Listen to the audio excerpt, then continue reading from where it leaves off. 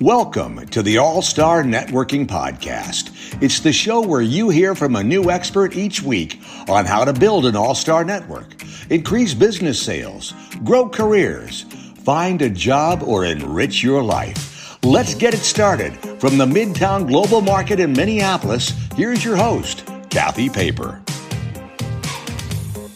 Welcome, everyone. Thank you for joining the All-Star Networking Show here at the Midtown Global Market. Alongside me is the trustee Matt Tell, the Executive Director of the Friends of the Midtown Global Market.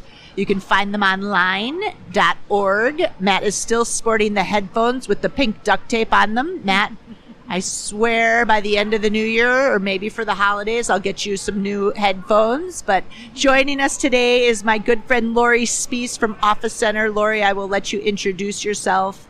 And she has brought along a guest today too, Natalie, who will also introduce herself. So this is our first 3-person show. I'm super excited about that. Woo, woo, woo, woo. Lori, take it away. That's right, Kathy. 3 strong women is always better than 2, right? That's Yes. good. So, my name is Lori Spiess. My company is Office Centers in Minneapolis and St. Paul. We have 7 locations in the Twin City area, and it's co-working, collaborative workspaces. Right now, we are probably the biggest co-working business in the Twin Cities area. We have over 1,600 members who use us on a monthly basis. It's something I'm really proud of. And it's only really taken me 41 years to build that. So if people are working at home and would like to have a place to do some heads down work, to meet some great community members, to do some networking, try to look at Office Centers. And if you tell them you heard me on this podcast, we will give you a free day pass to just come and see if you like us. 7 Twin Cities locations. If you get a membership in one of our locations, you're a member at all 7. That's how I met Kathy. But you also, though, have virtual members because... Well, those are the virtual members and the members together. So they don't have to live in Minnesota. No, they don't have to live in Minnesota if they want a mailing address here or something like that. But it's the members who come in every day. Those are the ones that are really going to help you build your community and your network. I really was lucky enough to meet Kathy over 10 years ago. And when she came in and we did some work together, she did a little bit coaching so that I could reach beyond the probably 60 virtual members I had at that time. And now, Kathy, 10 years later, 1,600, I have you to thank for that. Natalie is somebody that is another one of our members, but we met, I was working for a nonprofit that Natalie was the director of. So I'm going to let her tell you about our connection and what she's done, because she needs a long time to tell us her background. All right, good afternoon, evening, or morning, whenever you're listening to this. My name is Natalie Johnson Lee. My business is Sisters in Power 365. I run a coaching and consulting business. I work with leaders in nonprofits, for-profits, as well as emerging entrepreneurs, and helping them figure out what their next is. And also helping them establish what their current is and how to kind of make sure they secure what they have as they pursue what they want. And that's what I do. I met Lori. I used to work for Girls in Action. I was a lead, a director, a trainer, a mentor, whatever it took to make the girls do what they needed to do and help them get where they need to get. That's what I was. Anyway, so I met Lori there. And since then, we have just created a phenomenal relationship. I then moved into one of her virtual offices. And so and let me tell you, I utilize all of her locations. Yes. I can be somewhere and be like, oh yeah. I meet somebody, I said, where do you live? And that's the beautiful part about it, is because I can ask people where they live and I can meet them in an office where they live. You know what I'm saying? Or near them. So they don't have to, many times they don't have to come out of their comfort zone. I can be saying, oh yeah, I have an office not too far from you, so let's meet there. So it's been a great relationship, and it continues to be a great relationship. And I'm excited to be here with you today and just talk about what it means to network and do great things for people and with people. Natalie, I'm super excited to have you here. And Lori, it was such a great idea because as the show expands and evolves, I love a good conversation about connections and networking and taking those relationships deeper. I just got to go back to the market that you were here for the ribbon cutting. You said you were a city official, so I need to know a little bit of your background. I was on the city council in Minneapolis. I represented the 5th Ward. Great. Yeah, so I was over north, but we would come, and I had supported this some of the funding for this on the council, and so we came here to cut the ribbon and do all that exciting stuff. Great. Yeah. So, well, you're the first guest that I've had that was at the opening of that, so that's awesome. I've had other guests who worked here when it was Sears, so they remember it when it was Sears and that. But I remember it when it was Sears too. Yeah, love the location.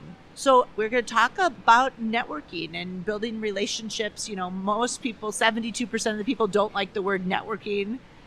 So I always think about it as, how do we build relationships? When you were starting your business or just in your professional career, have you thought about it as a network or relationships, or what's your big picture take on? I'll say, terminology has its ebbs and flows. I think when I was younger, networking was that was the word that was used, and networking is just another word for relationships, building connections, supporting those connections, and in making sure those connections are reciprocal. And it's interesting that you say people don't like the word network. I have not heard that, but maybe I have not heard that. So that's interesting. Have you heard that, Lori? Or I think there's a lot of people who say, especially in our office center community, where they say, I don't network. And I think about back probably 40 years ago when I first started out in my business. People used to say to me, when I used to go around the office, I would say, what do you like about being here? I love your staff. I love that my next door neighbor, he's an attorney, and I referred this and that. And I would think about what happened organically in that workspace. And I think that a lot of times we don't even know we're networking when we're just running into somebody in the hall and they ask us what we want to do. I mean, we have been doing it since the invention of officing and working together. So there were a lot of people in my business that used to say, we don't have networking, or we don't do networking. And I'm like, do you have a coffee pot? Do you have a water cooler within your location? Guess what? You're networking. Your clients are networking. Your members are networking, and they don't even know they're doing it. So my thought was always like, what if I got to be a little bit more intentional about networking? Remember, I would say, what if we put donuts at the coffee machine on Wednesday and we say, come in, have coffee and a donut, and meet your neighbors? All of a sudden, we're networking and nobody even knows it. So kind of a lot with us, we sneak it in under the radar so that anybody has a bad vibe against the word networking. Sometimes we make them get together, meet, and food is always a good one. Food brings them in. And they're networking and they don't even know it. Well, and Natalie, you and Matt just networked at the beginning before we started the show, where you said, do you know NDC? I forget who brought up Renee's name. I did. You did? Yes. Yeah. So that's the connecting. But so you have you always liked building relationships? Oh, yeah, that's what I do. Yeah. So being an only child, you've got to learn how to build relationships, because it's just you. You got to learn how to connect, and for me there was never a fear. I would walk up to strangers. I talk to anybody. I'll just talk to. I don't say. People say I've never met a stranger. I'll just start a conversation. I don't have to know you. I don't need to know you. And through doing that. Not strangers, friends we haven't met yet. Yes, friends we haven't met yet. Haven't met yet. Yes, friends we haven't met yet.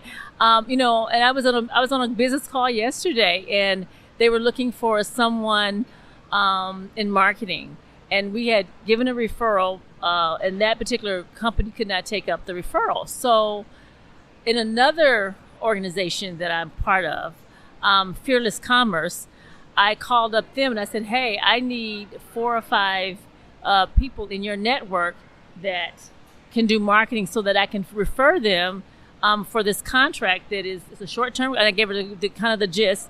And within 15 minutes, I had 6 names. I took those 6 names, I forwarded them to the other group that I was working with, and then I went back and sent all those names. You're going to be receiving an email from this particular group. It came from me. but they know me from a whole nother venue.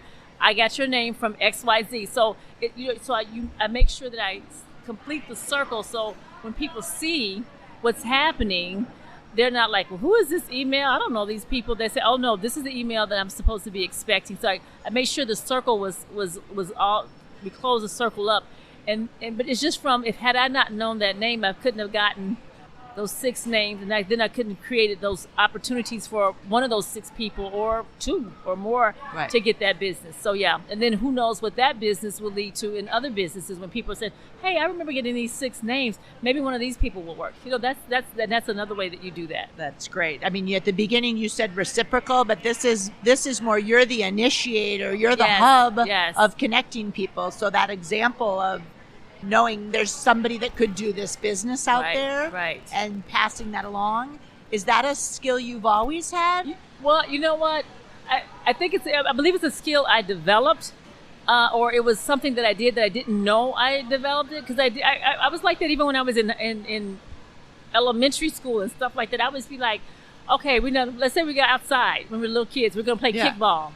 And they were like, well, who has the ball? And I'm like, well, Jonathan has a ball, but he's not in town. So let's just go ask his mom if we can borrow the ball. So, and then wait a minute. But Karen, isn't your mom friends with Jonathan's mom? You go ask your mom to ask Jonathan's mom so we can get the ball. You know what I'm saying? Yes. So I was always kind of putting and weaving stuff together to create Solving opportunity. problems. Exactly. Solving problems, Natalie. You're awesome. You're awesome with that. Okay, Lori, I can see you have something you want to say on that, on the networking, the connections. No, I just think that when you sit with women and we have similar types of backgrounds in how we connect people, the same thing with people who come into our office center locations, whether they're members or not, we invite everybody to come in to find a group that you feel comfortable with, to go out and really talk to people about your business and see what you can do to help. Because I think networking is more about giving information and helping people get to the next spot, and then you kind of get it. It's one of those, if you give it, it comes back to you tenfold. That has been my experience always. Mm-hmm. One of the things I tell my members when they sign up with us, and like I said, over 1,500 businesses and over 1,600 individual members. We always talk about if we have something to purchase, whether that's goods or services, to try to find someone in our community who can satisfy that need. And I think that bringing sales back helps everybody raise the bar. And one of the biggest things I think when we do our member surveys is people who say, I've increased my business by X amount since I've been here. That's great. And it starts with me. We buy our phone services. We buy our insurance. We buy everything that I buy is one of my members. It's great. And I think that they're more apt to do that too when we lead by example. Well, I think that everybody has something to give. If you want to talk about your business and only about your business, but if you come at it from a solution based, like Natalie was saying with solutions, that there are so many things that you can bring when people hear that you're a coach, or when people hear that you're in insurance, or whatever product it is, they will start to ask you questions. And it might not be that person that you're talking to who becomes your new client or brings income to you, but they will say to the next person who talks about that subject, I met somebody who can help you. People love to do business with people they know. There are 2 things that are top of mind, if you don't mind, because when I'm networking, one of the things, or building a relationship, I want to get to know someone. Sometimes I look for common ground. First, I may talk about business, but then I also want to get to know them as a person. Both of you, there were things that I was thinking we wanted to cover kind of outside of your work life. Like Natalie, you just mentioned you're doing a triathlon. You said it's a mini. I'm doing the sprint. There's a sprint, there's a mini, then there's a full on. Okay. So I'm doing the sprint, the YWCA sprint. But the other thing that I want to say to you is, many times when I am networking, I really like to get people's story. I said, and one of the things one of the questions I ask people is, tell me how you share your gifts, talents, and abilities with the world. I don't ask them about their job. I just say, tell me how you share your, and it's interesting because it throws people because they don't know what to, they don't know, I've never been asked that question. And then they'll start talking about my job. And I said, no, let's talk about your job later. Like, I know you have some gifts and some talents and abilities that far exceed your jobs. Tell me about those. We'll talk about your job later. Because I want to know the person. They don't just say, oh, I'm a coach. They say, oh, I help develop and bring out the best in people. And I'll tell you where I got that from. I was mentoring a young woman, and we were going to different places, i.e. networking places. And this is what happened. This was during a time when she was having a really hard time finding a job. And so she said, everybody keeps asking me what I do, and I feel like I don't do anything because I don't have a job. And it's really horrible to go to these places, even if it's just a social gathering, because people always want to know what I do, and I don't have anything. And she couldn't find the value just in her life. And so I thought about that, and I thought about how many times I've gone places where people just want to know what I do. They don't want to know who I am, right. Or they've interviewed me, and it's almost like I'm talking to you to see if you even qualify to be. They're vetting you versus getting to know you. Exactly. Yeah. And I knew, and I remembered how that felt. So I said, you know what? I'm going to change my approach to this. And so that's when I came up with, what is a different way to kind of get to know somebody without saying, what do you do? People many times will automatically tell you what they do anyway, but that's not what I want to know. I want to know who you are, because you may be good at what you do, but I may not even like who you are, though. Right.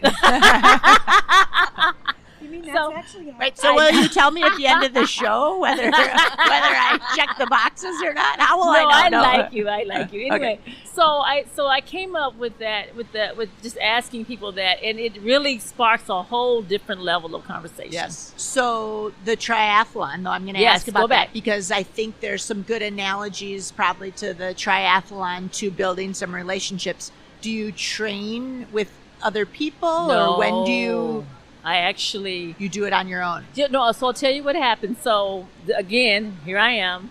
Girlfriend calls me and she goes, hey, we're thinking about doing this triathlon. This was like 3 or 4 years ago before COVID. And I go, triathlon?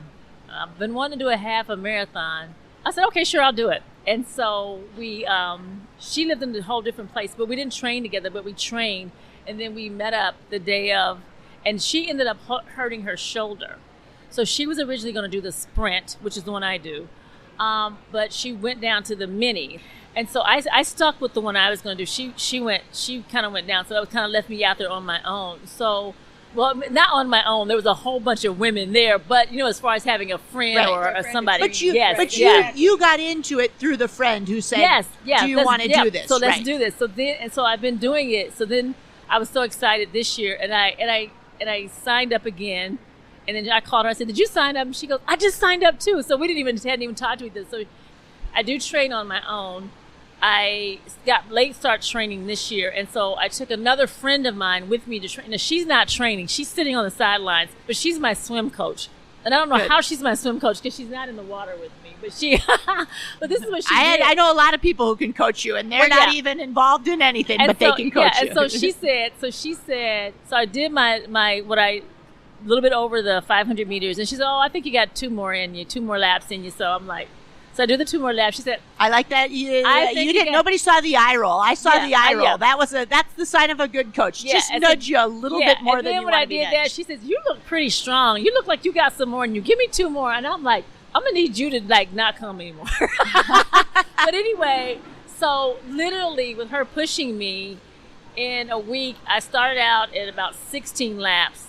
And now I'm at a consistent 34, 32 laps in 1 week. I mean, in 1 week she got me from. Oh, stop! No, I'm sorry. From the first day, so pushing me. So that was a good thing too. Yeah. But it's interesting, and I love that you have the person on the sidelines. Like sometimes, if you think of your network or your relationships of who are cheering people along, who's coaching you, who's that, Lori, I don't know what your analogy is. Not the triathlon, but I keep thinking of you and your parents, your father who used to work at the lasagna. That since we're in state fair season, maybe speak to a little bit about like what you learned from your dad about building relationships, because you're a phenomenal connector. opposites do attract. And when Natalie and I became friends, triathlon and Lori Spiess' name will never be used in the same sentence. I can promise you that. But one of the things that I think that we remember that when we're growing up and we draw on those things that we loved as children. And one of the things that I'm going to tell you about is I am a huge reader. I love stories. I have loved stories even as a small child. I still read probably 7 to 10 books a week. I'm a very fast reader. I've always used to tell my cousins who were out on the ball, playing softball or anything, readers are leaders. So that's kind of how that happened. And my favorite part of my business is learning about the stories of people's business. So because I think that is something that I incorporate into all of my networking, is just learning about others and what they do and how they do it. And I'm still fascinated by stories. My dad was a great storyteller. He had businesses at the fair. He worked at the American Hoist and Derrick, an industrial blue-collar laborer type of a job, but he had so much creativity when it came to outside. He did taxidermy. He was a wood carver. We had food stands at the state fair. The one where Sweet Martha's Cookies is right now was my dad's Grandstand Diner back in the 50s and 60s. And so all kinds of different things. My dad always wanted to hustle to make a buck. And I think he raised a daughter what I would say to him, I'd like to try this or that. You can do that. You go for that. And I think that those are the things that kind of drove me. I love to learn about people's stories. You're a great Still cheerleader. do. You Still do. Well, you ask very good questions from when I first met you, and then to all the Office Center members. You've taught me some very good business lessons. So, Natalie, how do you find time to maintain all these relationships that you have and everything that you do? First of all, I'm intentional about it, but it's also part of my DNA. It's how I live my life. I've incorporated into how I live my life. And because if you are a connector, you know how to stay connected. So there are some people that are literally on my schedule to call. Like I put them on my calendar, like follow up with such and such, call such and such, check in with such and such. And it may be a simple thing like, hey, I don't want anything. I'm just calling to check in with you. You doing okay? You need anything?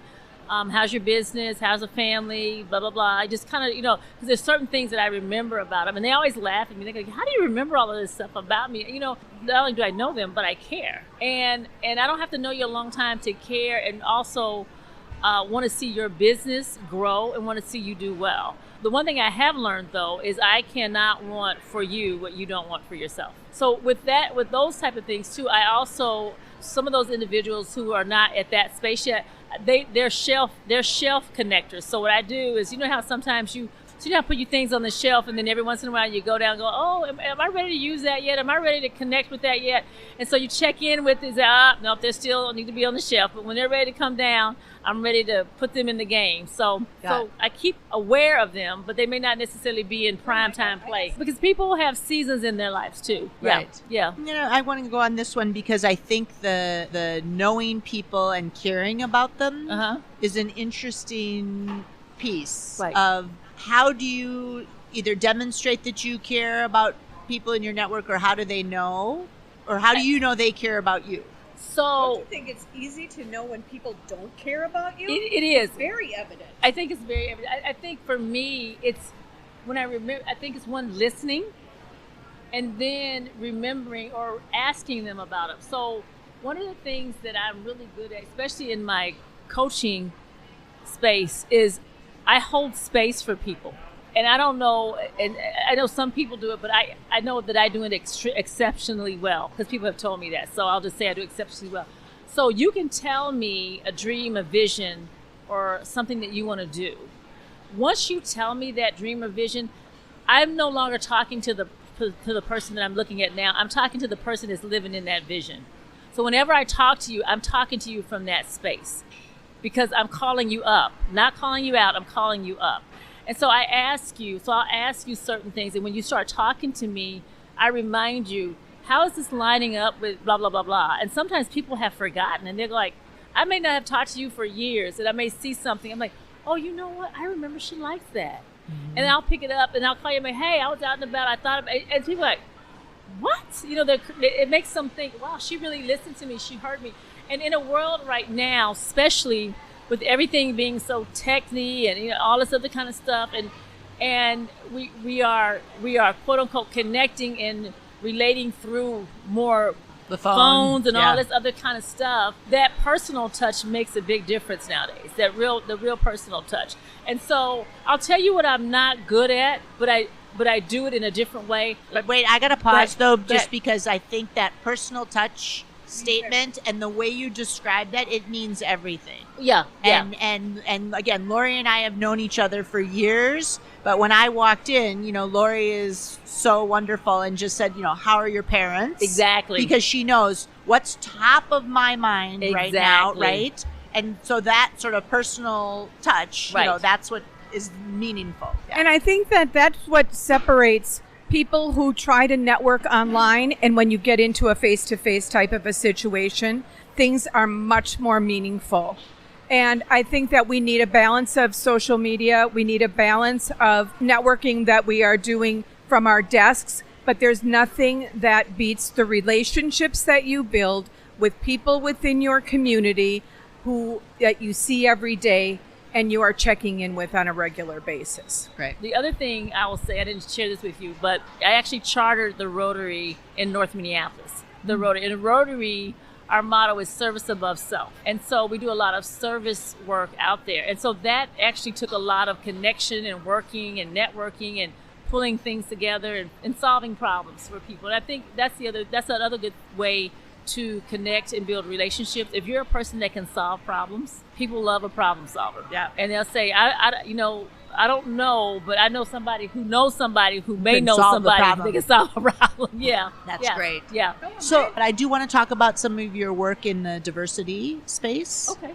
And any thoughts for people that are wanting to increase the diversity in their network? Well, the first thing that I would say is do a self-check and be really honest with yourself. Do you really want to increase the diversity? And if you do the work that you need to do to be able to recognize the value of diversity, because sometimes what happens is in this world of diversity, it's a lingo. Yep. And so it's something that I have to do. If you think you have to do it, you're not ready to do it. And just like one of the things that Lori said earlier, it needs to be very organic, and it can only be organic if you're really ready to do it. And if you're ready to do it, you learn what you need to learn. And one of the biggest things is put yourself in places that you may be uncomfortable. Put yourself in places that are not your familiar.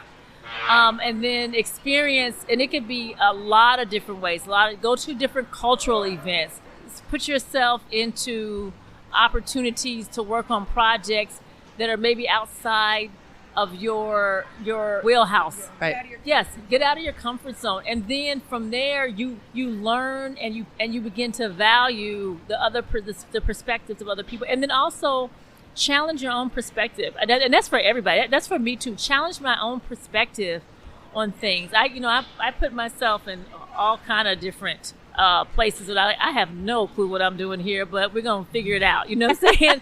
and I've learned so much about just people. Yes. And that's what I do. I look at people as people, and I learn so much about people, and I learn the uniqueness and the qualities and the skills that people bring. And so to me, diversity is an intentional act. It's not a requirement. And when it becomes an intentional act, it becomes organic in what you do, and you begin to see it in your life. You begin to see it in your life. One of the things that Stephen Covey is huge at saying, and seek first to understand, then be understood. I want you to understand me. I want you to see me. I want you to know Right. me. Let me hear you. And I may not, just because I understand you doesn't mean I agree with you, but I understand where you're coming from. And I may not be able to come from that exact place, but I get it. You know what I'm saying? And then as you get it, then you also learn how to get other things and make other things happen. Right. And one of the things I think is we just get so stuck in what we're used to. I talk to a lot of people when they come into my business and look for workspaces, and they might be coming from another state, another country, some other place. We have so many of the routines in our life that we don't want to break away from, whether it's our friends or where we grew up or whatever it was we did, that it's hard to break into a situation. And maybe we all need to look and say, What can we do to help others feel more comfortable? Because a quick hi at the office, a quick let's have a cup of coffee, and then we go home, we're not letting that love spill out into the community members that are around.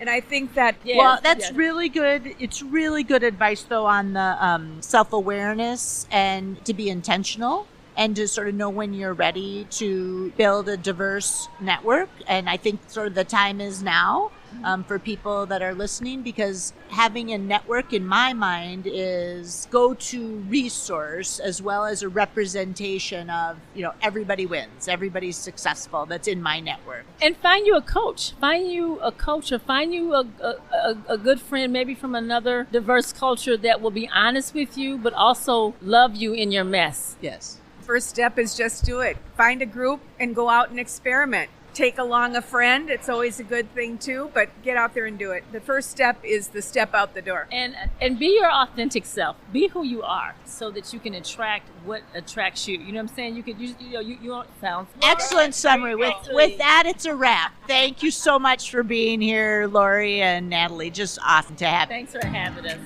Thank you for listening to the All-Star Networking Podcast with Kathy Paper. To learn more about strategic networking and making impactful connections, visit rockpaperstar.com. Please join us in supporting the Midtown Global Market as a vital community resource that supports small business, cultural diversity, and free or low-cost programming. Reach us at friendsofglobalmarket.org.